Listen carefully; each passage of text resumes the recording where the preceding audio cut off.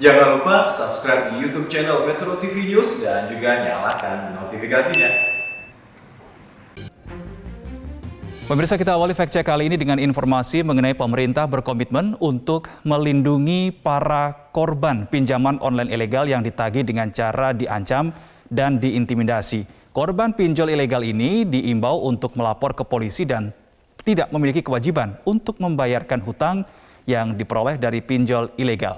Namun Ketua Satgas Waspada Investasi Otoritas Jasa Keuangan Tongam Lumban Tobing menghimbau warga untuk tidak mengakses pinjol ilegal karena sangat merugikan.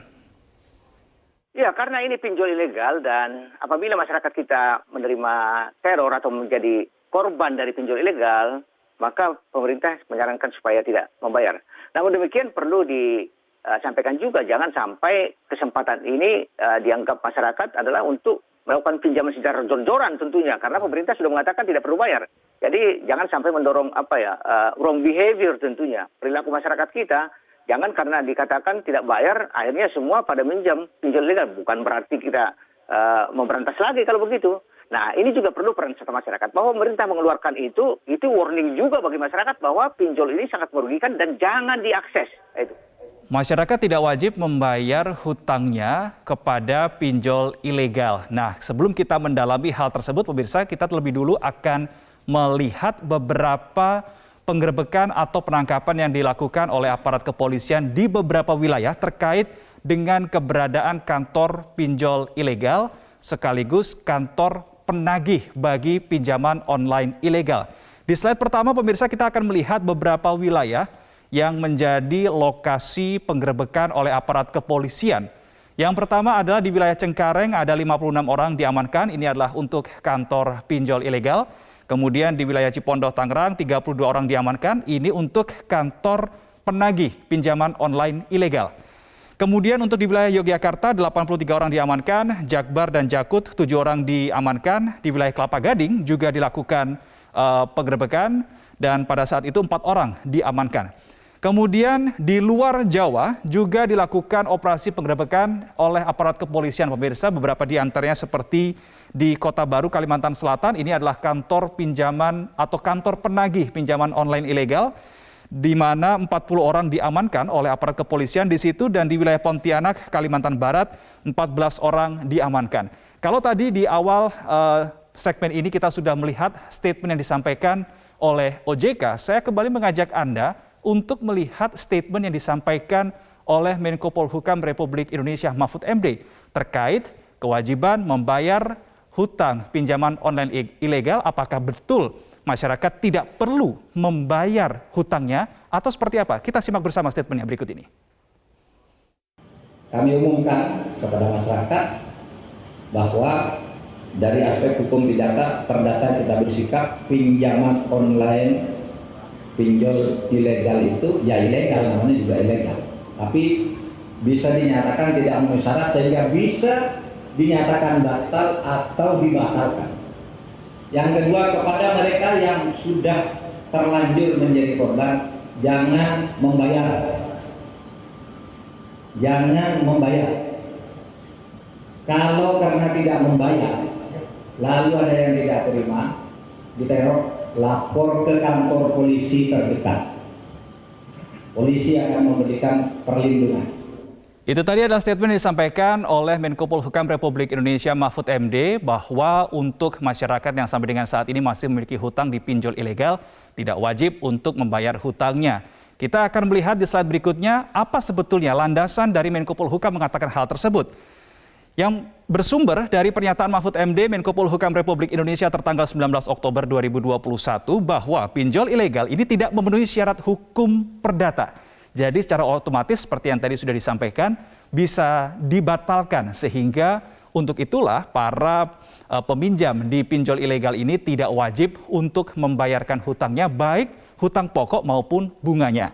Justru pemirsa, pinjol ilegal ini bisa dikenakan hukuman pidana. Ada beberapa poin di sini yang sudah kami siapkan, yang sudah kami tulis. Ini juga bersumber dari pernyataan Menko Polhukam Republik Indonesia Mahfud MD.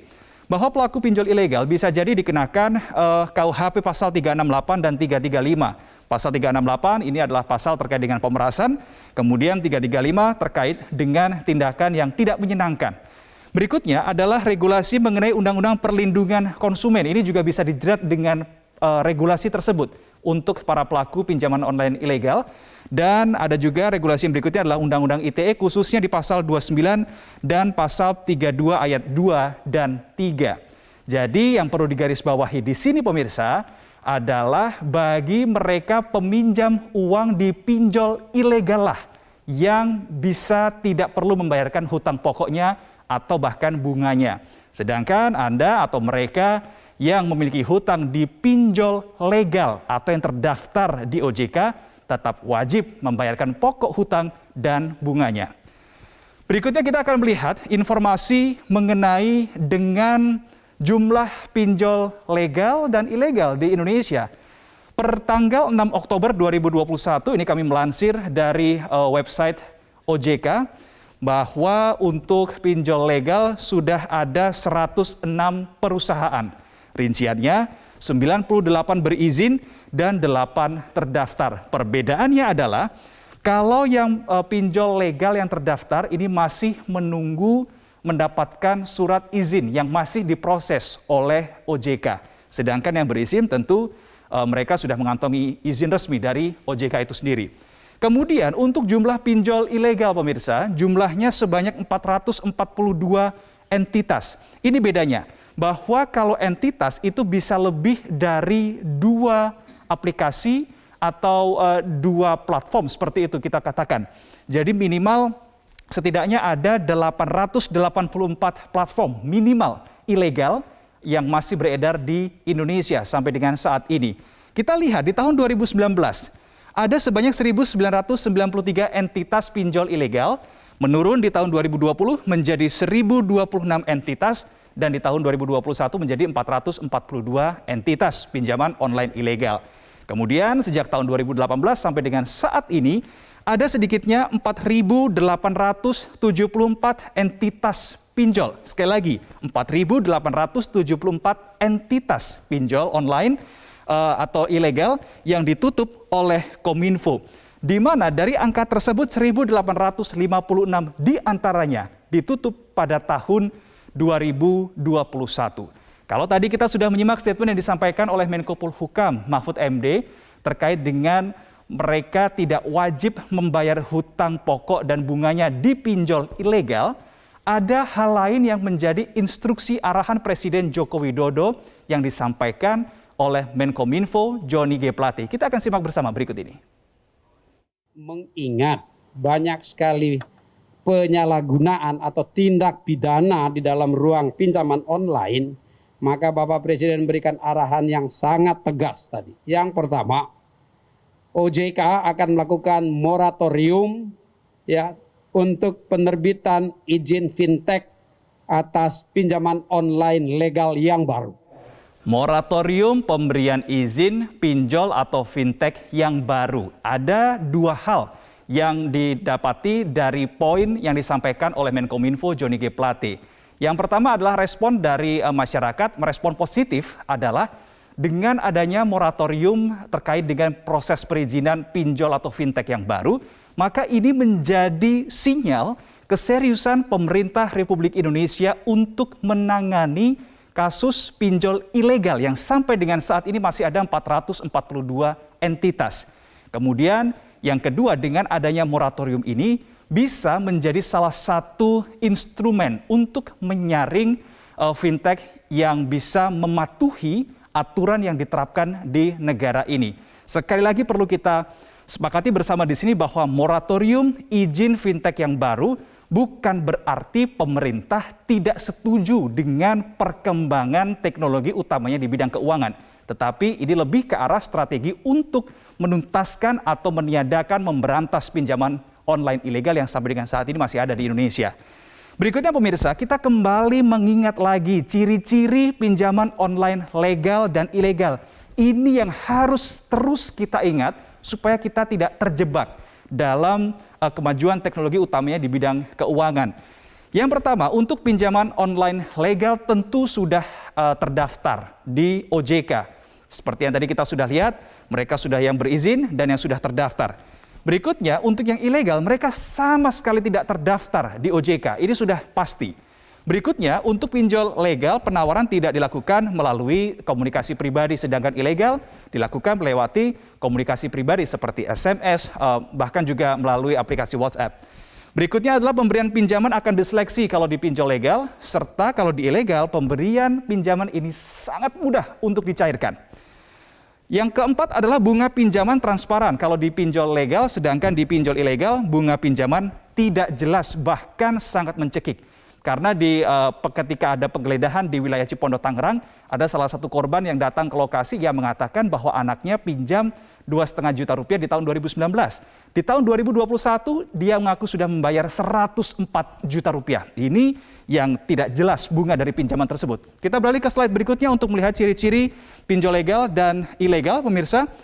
Untuk di pinjol legal, peminjam masuk blacklist jika tidak membayarkan hutangnya terkait dengan juga bunganya dalam waktu 90 hari. Kalau di ilegal, mereka bukan hanya di blacklist tapi juga malah mendapatkan ancaman serta intimidasi. Untuk pinjol legal memiliki layanan pengaduan dan sedangkan untuk pinjol ilegal mereka tidak punya.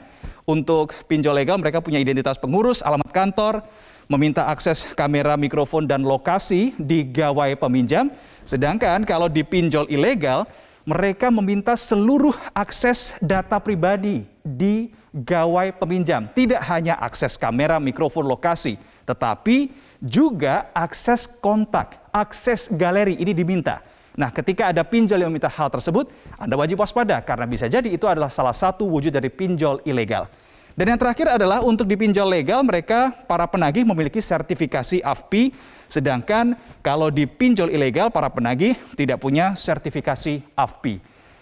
Pemirsa, perlu ada kerjasama dari masyarakat dan pemerintah ketika pemerintah sudah mengambil kebijakan untuk memoratorium izin dari pinjol online yang baru. Sementara waktu, masyarakat juga diharapkan bisa sangat selektif untuk memilih pinjaman online kalau mereka terpaksa harus mengajukan pinjaman uang.